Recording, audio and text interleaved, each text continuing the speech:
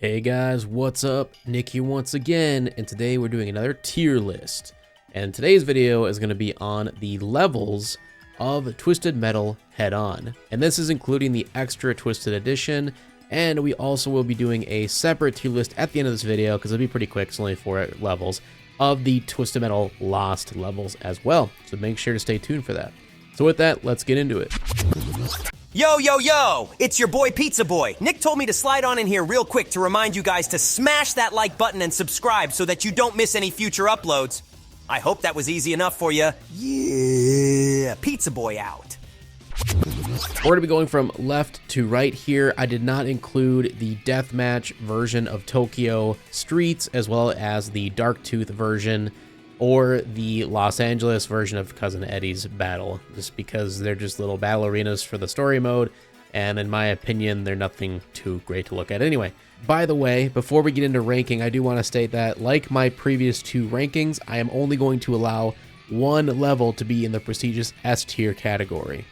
But that being said, Big Blue Stadium is the first level in the tournament, so just like every other first level in any tournament in Twisted Metal, it's kind of the one most people think of when they think of the game. Honestly though, to me, I don't know why, but the first level that comes into my mind when I think of Twisted Metal Head-On is Transylvania. Even though I don't think that's the best level in the game by far, it's just, for me anyway, it's the one that sticks out the most because it's so out there and interesting, and it also has a really banger soundtrack. But yeah, Big Blue Stadium is still a decent level. It's not terrible. It is definitely on the smaller side. I think it is technically the smallest level in the game if you exclude the battle arenas for the boss battles. But Big Blue Stadium is relatively small. It's a baseball stadium inside of a coliseum, basically. And you have a little bit of an area where you can jump up on the stage where the band is playing if you're in the tournament mode. You can also go up behind them and get some health. There's even a section in the rafters so you can go behind them to get some extra health in there. And there's even like a mini game and stuff. There is some secret spots to find in the level, but again, it's relatively small. Nothing super interesting to remember other than just the band playing at the beginning of the tournament, which is a cool setting piece. But if you're just going into a regular challenge, they're not there and it's nothing to gawk at. So for me, Big Blue Stadium, it's not terrible, it's not bad, but it's not amazing either. So for me, it's like a perfect B level.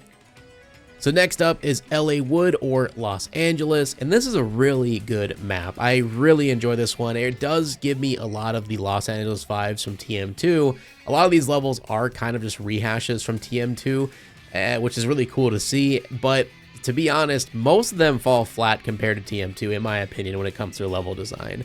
However, I think the Los Angeles in this one is a better level than the one in TM2. It's a little bit larger, there's a little bit more to see. I like being able to teleport up next to the Hollywood sign. My only gripe with that though is I wish there was more to do up there. It's pretty plain Jane, not many pickups or anything, which kind of sucks. But the rest of the level is really well orchestrated. I like being able to drive around the LA River, go underneath in one section where there's like a mini game down there. It's like a tunnel to get to the other side of the level.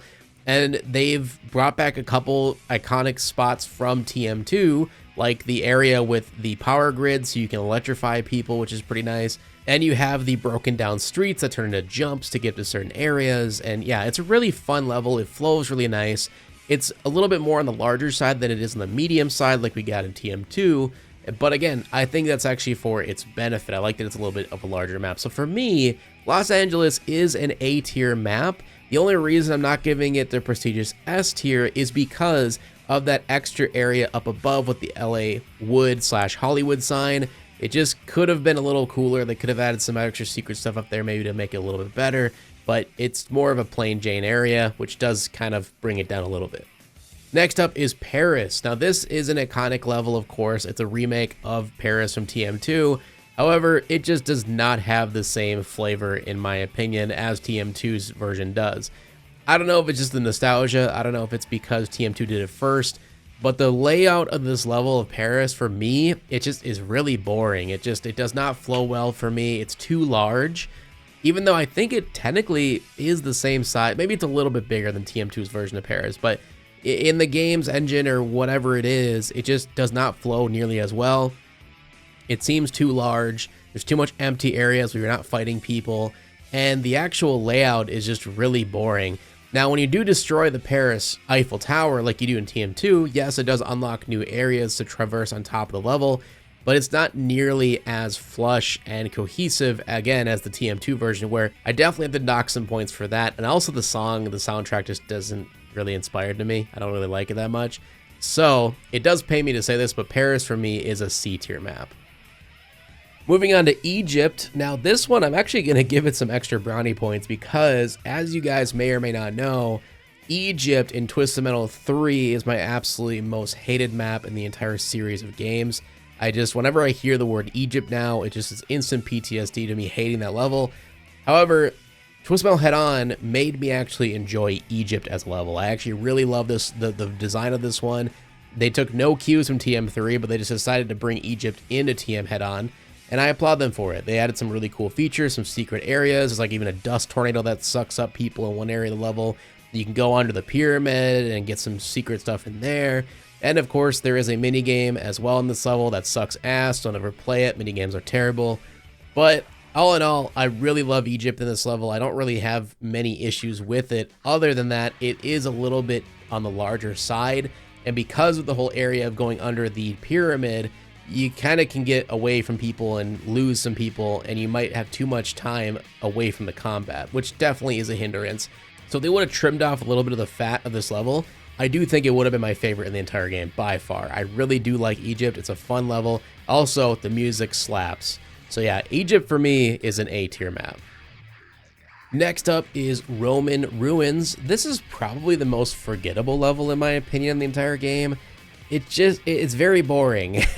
What's funny is, by the look of it, it should just be a giant circle battle arena, but in reality, it's kind of just a straight arrow level. It's very skinny and narrow, and there's not a whole lot to do except to get up onto the Colosseum to shoot people from above with good verticality.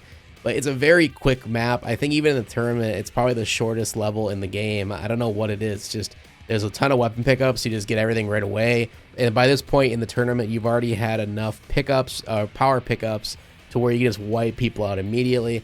So yeah, Roman Ruins for me is just incredibly forgettable. I don't think it's necessarily a terrible or bad level. I think there is some cool things about it. Like there is an entire underground area. And again, you can get some verticality by going up into the Colosseum stands, which is cool. But yeah, for me, it's just so forgettable that it's gotta be a D tier map. I do feel bad about doing that. But yeah, it's just not a fun level. Next up is Russia. This one was a huge surprise the first time I played it, because Russia's the first time it's been implemented in Twisted Metal. We've never seen a Russian level except for Moscow, but this one is a billion times better than Moscow in TM2. That is by far my most hated level in that game, and ironically, Russia is my favorite level in TM Head-On. It's got an amazing soundtrack. It's a large but in-charge map, and what I mean by that is it's big, but there's never a situation in this entire level where I felt like I was too far away from the opponents or like I wasn't in the battle. There's so many secret areas you can unlock. You can even blow up some nukes around the entire level, which unlock extra layers on top of the map, just like Paris, but better. They blow up walls into a certain area where you can go into for the first time and get some extra health that way. And there's even an underground area, like a giant underground subway system that you can go underneath in order to get to a mini game to unlock a character. So there is a lot to see in Russia. I like the look of it. The color palette's really cool. All of it takes place at nighttime. It's just a very fun and great flowing level. And honestly, for me, Russia is an S tier level. Next up is Monaco. This is a very difficult level to rate. And the reason I say that is because Monaco, it has a very pretty aesthetic. I like the look of it. I like the atmosphere of it. I like that it's on a racetrack on like Formula 1 cars, so Twister fits in perfect in this level. And I like that it's right on the ocean, which is a cool vibe to it. And it does flow pretty well. It kind of reminds me a little bit of like Highway Loop in Twisted Metal Black, where you could just technically drive on the path all the way around it and keep doing laps like an actual race. And there is some good verticality to it and some secret areas to find. But the biggest issue for this level is the actual beachfront section, where there's actually like a dock and a boat, and then there's the water. And if you fall in the water, you get damaged. It doesn't insta-kill you, which is kind of weird in this game, and we'll get to that in a little bit. But it does do damage to you, and it can be very frustrating in a lot of ways. And yeah, it's just, that's pretty much my biggest issue with Monaco. It would have been an S tier map, honestly, if it wasn't for the whole beachfront section of the map. And it is a little bit small. It does look bigger than it is, but when you're actually playing it, it is a relatively smaller level with not a whole lot to see or do once you've done like one lap of the race. So Monaco for me is gotta be a tier map. It would have probably been bumped down to a B tier, honestly, if it wasn't just for the great aesthetics and soundtrack of this level. Next up is Tokyo Streets. Now this one, a lot like Roman Ruins. I don't know why, it's more just boring. It's kind of forgettable. It's got some cool aesthetic to it. I like that it takes place in Tokyo like we got in TM2, but TM2's Hong Kong is a way better level than this Tokyo Streets map. I gotta say that. This one doesn't have anything that stands out to me where it's like, this is a level to remember. It's got an okay soundtrack that can be kind of annoying at times, to be honest with you. I like that it takes place at night with the bright neon lights and everything, which is cool. But in reality, it's just a giant box. It's a giant square. There's not a whole lot of originality here or anything special to really find. To me, Tokyo Streets is very forgettable, but I do end up liking it a little bit more than Roman Ruins. So for me, I'm going to put Tokyo Streets in the C tier category. Next up is Tokyo Rooftops. Now, this is really odd to me. I don't know why the developers decided to make two separate Tokyo levels. I feel like they should have done one or the other.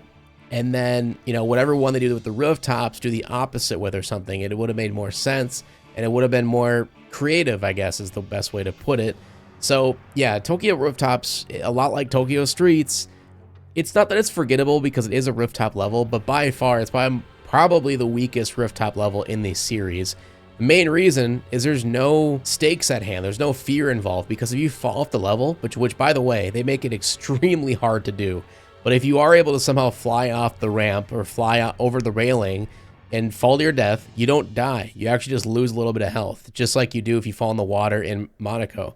So it is funny like that they added a rooftop level, but they made it the exact same aesthetics of Tokyo Streets, but didn't actually make it a rooftop level because they didn't add any of that extra fear or anxiety of, I better not fall off the level or I'm going to die. I'll lose a life entirely. And it just... yeah, it feels like a fake rooftop level to me. I absolutely despise this map. So, yeah, it's a D tier map. I feel bad for saying that. I know some people probably will like this level, and this might be their favorite in the game. I don't know. But for me, Tokyo Rooftops is the worst version of Tokyo Streets. And because it technically doesn't kill you immediately when you fall off the level, and they make it very difficult to fall off the level in general, it just ends up not being a rooftop map, basically. So, yeah, very boring, D tier. Last but certainly not least is Transylvania. Now, this one was not in the PSP version. This was brought to the Extra Twisted Edition.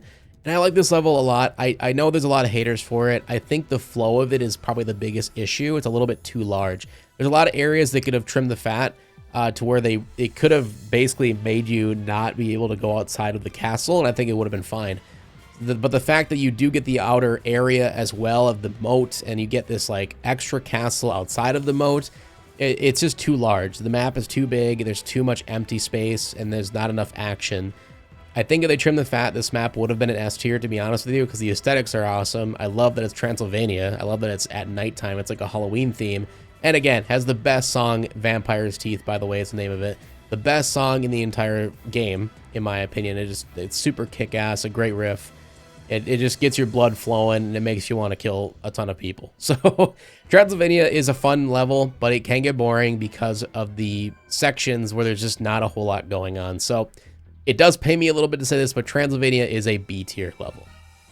So that is it for my tier list of Twisted Metal head-on levels. I think overall, if I were to rank the entire game in terms of just its levels, I'd probably put it in the middle of the road.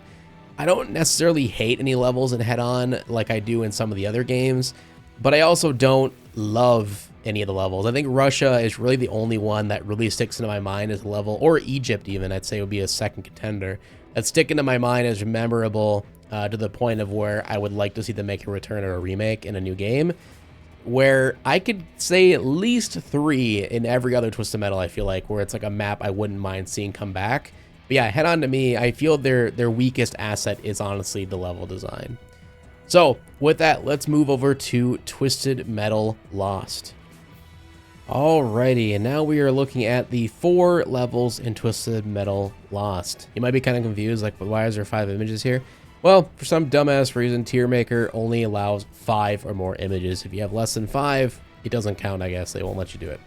So this is just a blank. I'm not going to be using it or adding it to the tier list. That being said, the 4 levels in Twist Metal Lost are Suburban Terror, Stadium Slaughter, Carnival of Darkness, and Deathport.